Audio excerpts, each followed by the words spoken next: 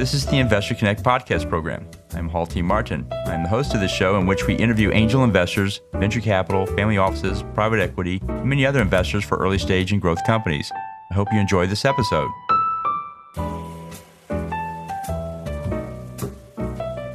Investor Connect is a 501c3 nonprofit dedicated to the education of investors and startups for fundraising.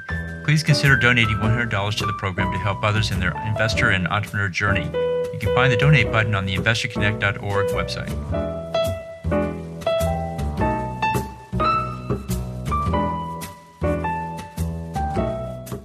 Hello, this is Hall Martin with Investor Connect. Today we're here with William Glass, CEO and co-founder at Ostrich and host of the Silicon Alley podcast. Ostrich is a financial fitness app for low and middle income families who need a simple way to start improving their finances in order to live happy and fulfilling lives.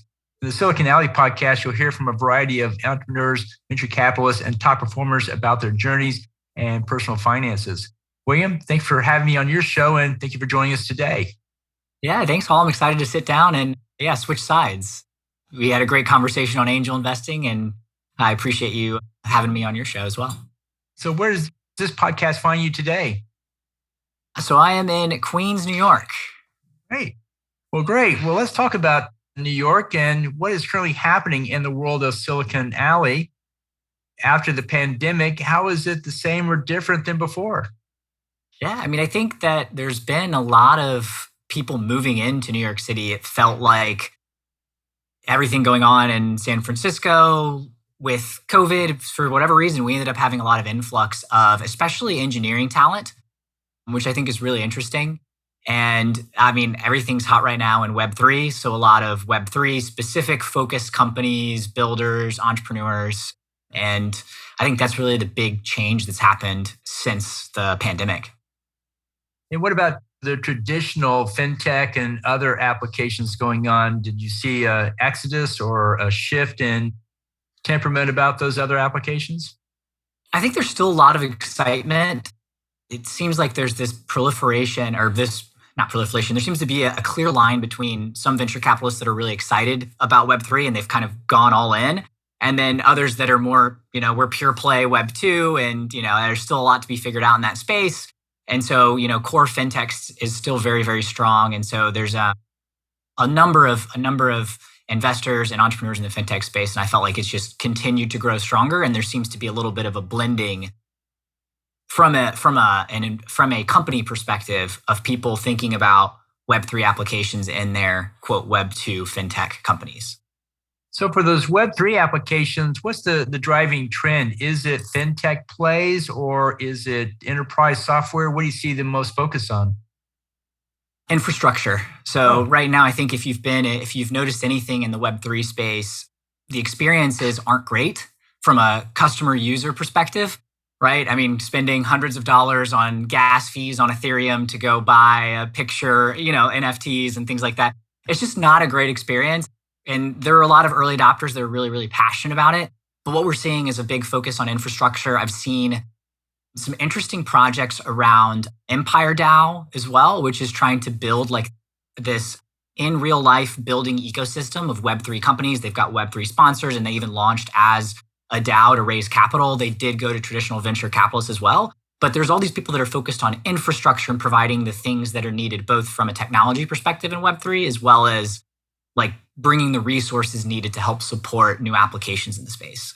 It always takes infrastructure to build, interesting applications on top of it later. So you need a good, robust structure. What inning are we in the infrastructure space? Is this the first inning or the fifth inning or the ninth inning before you think it'll switch over to applications and pure plays?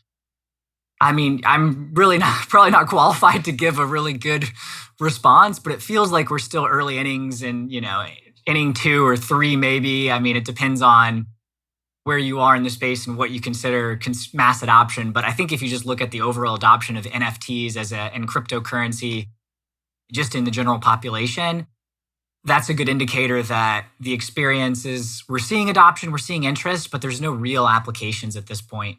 So I think we're still pretty early. Right. Well, it's just like the Web2 world and the .com phase.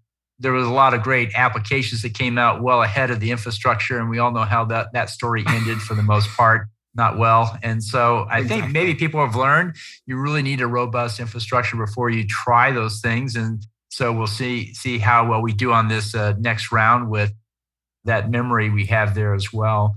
But let's switch focus a little bit and talk about Ostrich. You're the co-founder there. It's a fintech application. Why did you start it? Yeah, I started it because I saw the impact that financial stress and anxiety can have on families. So my parents got divorced because of money.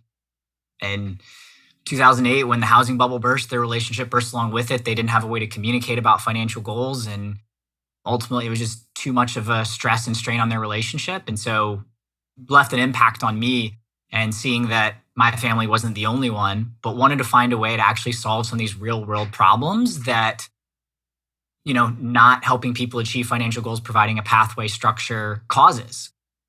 And, I'm sure you probably saw the story about the Robinhood trader, the 20-year-old who didn't understand options, and there was an error on his screen. He thought he was $750,000 in debt and committed suicide. And in reality, he wasn't, but he just didn't understand how options worked. And, you could blame Robinhood from how they charged everything, but reality is that we're not educating people and providing pathways, and there's real world consequences to it. So that's where the idea and the kind of motivation to build Ostrich came from. And so where does it fit into the financial landscape? Is that wealth management? Is that personal finance? Or how do you position it? So we're purely in the personal finance space, and we're really focused on helping people take actions. So there's plenty of companies out there and folks in this space that do a great job of aggregating data. They can help you budget. They can help you invest more quickly. And there's all these sharper tools, but no one's really focused on the actions of how do we get people to actually take that first step in the space that's going to help them achieve their financial goals. And that's where we focus. And the way we go to market, though, is as an employer benefit. So we are selling to companies who want to support their employees in a meaningful way. But we really focus from a community perspective on helping people take action. And we use what's worked well in the fitness industry between Noom and Strava, and use social accountability to drive that encouragement and action taking. So what's the most important lesson you've learned in this area around fintech? I think it's hard, right? I think if you've been in the fintech space, you probably know that, but it's definitely not easy. And that's just in terms of the fact that it's so crowded, it's so noisy.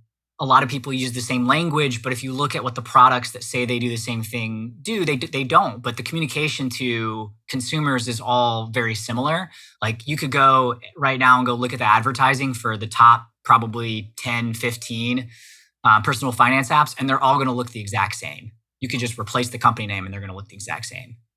Well, it seems like alternative finance is having a great play because in the finance industry is heavily regulated, which means it's very hard to move it to the next level. We're watching this play out in the Web3, DeFi, Bitcoin space where there's tremendous forces changing regulation, and it almost it's like nuclear war is sometimes in the press, but it's just hard to change regulations. And what do you see coming up in the personal finance space? Yeah, I mean, I think you mentioned obviously regulation right now, and Web3 is really interesting. We'll see what happens with some of the decisions and conversations that are happening at the regulatory level.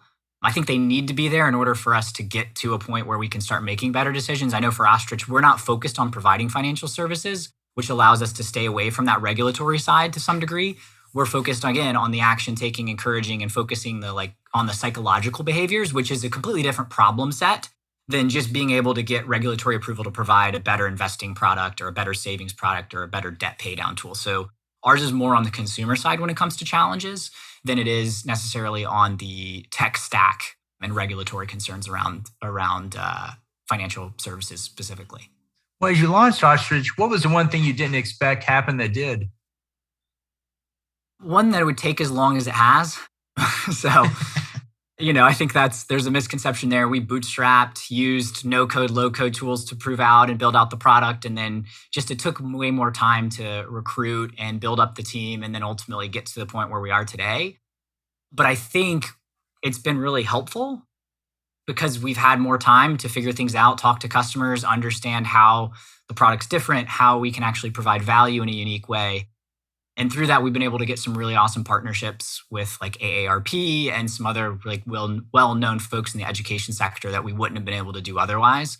But that was a huge misconception. Is just like, we're going to start something as a first-time founder and it's just going to take off to the moon. And that is the furthest thing from the truth. And what's a common myth about the personal finance area? Were there any myths that were dispelled when you actually launched your app into it?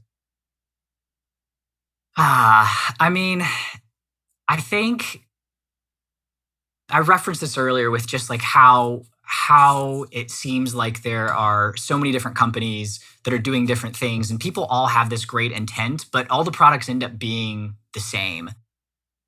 A lot of the feedback that we get from venture capitalists are just playing models that they've already seen work in other areas. And so you start to look at all the companies in the space and a lot of them look very, very similar because the advice is always the same, whether that's because it works or because that's just, the other companies that have tried other things have fallen out. It's really interesting. And I think that's something that we've learned going through this process is that, a lot of companies start to look very similar in the personal finance space and they start adding the same types of products and services, but it's because of the way that the business models are set up, in our opinion. Okay. And what online information source do you find most helpful in your work with Ostrich? Yeah, so I'm a big fan of Not Boring. I'm sure you've probably heard of the Not Boring newsletter. That's really interesting when you think about cool fintech applications. And I think Packy does a great job with that newsletter. I spend a lot of time consuming content from different creators. So like there's a group called the Financial Independence Retire Early community, the FIRE community, and they put out some really interesting things. And it's just a different lens of people that have really bought into this idea of financial freedom in a very unique way. And so consuming some of the content in that space is really interesting to compare it to what you see from traditional narratives. So like FinCon, there's a lot of creators in that space that I consume information from. And so, yeah, I think those are a couple sources that are valuable. Well, great. Well, you see a lot of different business models and applications, both in the fintech space and then with the Web3 world we talked about. But if you could start a business tomorrow, what would that business be? It would be in the Web3 space. I think that there's an opportunity to help onboard people into NFTs and Web3 through things that they already use in the digital ticketing space. I don't know if you saw, there was a John Oliver, we're recording this now in the end of March, but there's a John Oliver episode last week tonight that talked about Ticketmaster and how it's one of the most hated companies out there, but they've got a monopoly because everyone essentially has a stake. The actual concert venues, the recording labels, like everyone essentially has a stake, which is why you have these exorbitant fees and it's just a terrible experience. But I think there's a real big opportunity because people are used to consuming tickets in a digital format anyway. And so if you can create that in NFT, you have cool artwork where you're able to bring in other art and that becomes now a collectible. I think there's some really interesting things that you can do around that. And then teaching artists how they can connect with their communities in a really unique way that builds the brand that they want to. It just creates a really cool ecosystem. So that would be what I would start if I was going to start another company today. Great. Do you think the Web3 will be the mechanism that puts creators back in control of their art and their IP? I think to some degree, I think it'll shift it, but I think there's always going to be a challenge with distribution, right? Even if you think about the Web3 space today, OpenSea has a monopoly on the NFT marketplace.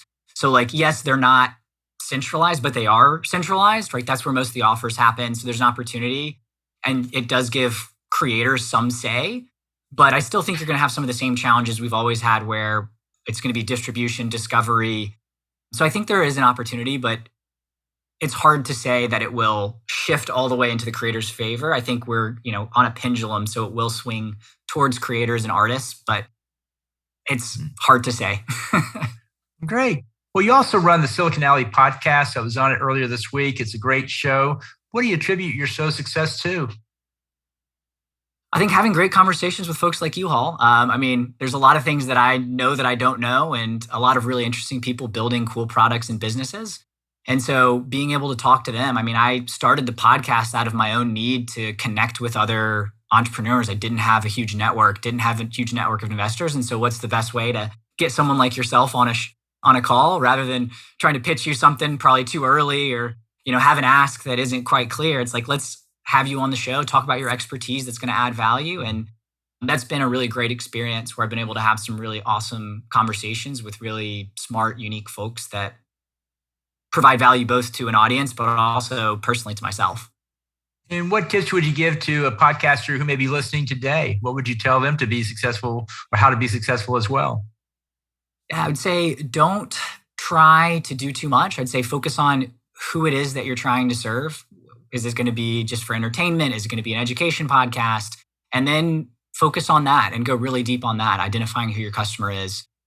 And for me, creating Silicon Alley, that was essentially folks like myself. And that's been really helpful because I've been able to connect with other entrepreneurs. So being able to really hone in on that piece of it and not get bogged down in equipment and lighting and what should I use to record, like that's great. But at the end of the day, like focus on the actual content value creation. And then you'll figure out that you need to upgrade your microphone when you had bad audio one time. And you'll figure out you need to figure out a better scheduling system when people don't show up consistently to your show. So like you'll figure out the rest of it as you go, but really focus on that core customer who you're creating the podcast for and go from there. Great. Well, in the last few minutes that we have here, what else should we cover that we haven't? Oh, we've done a quick rapid fire round of a lot of different things.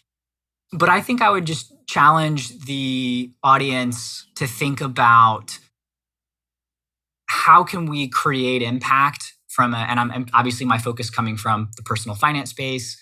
Our mission is to improve global financial well-being. So how can we actually take these tools, these investments that we're making and have it translate into having real results that matter in the real world, whether that's lowering socioeconomic inequality, being able to support people that haven't traditionally had support from the financial sector, and how do we actually translate to real impactful experiences?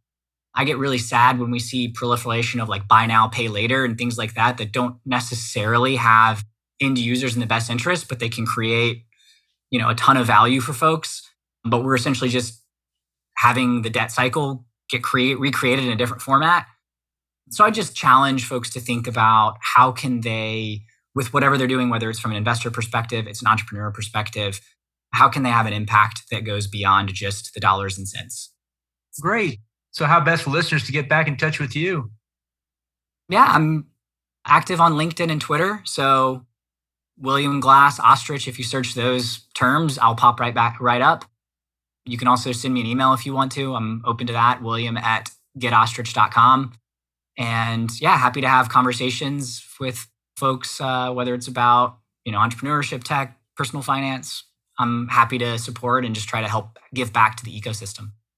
Great. We'll include that in the show notes. I want to thank you for joining us today and hope to have you back for a follow-up soon. Yeah, thanks so much, Hall. This was a lot of fun. I appreciate it.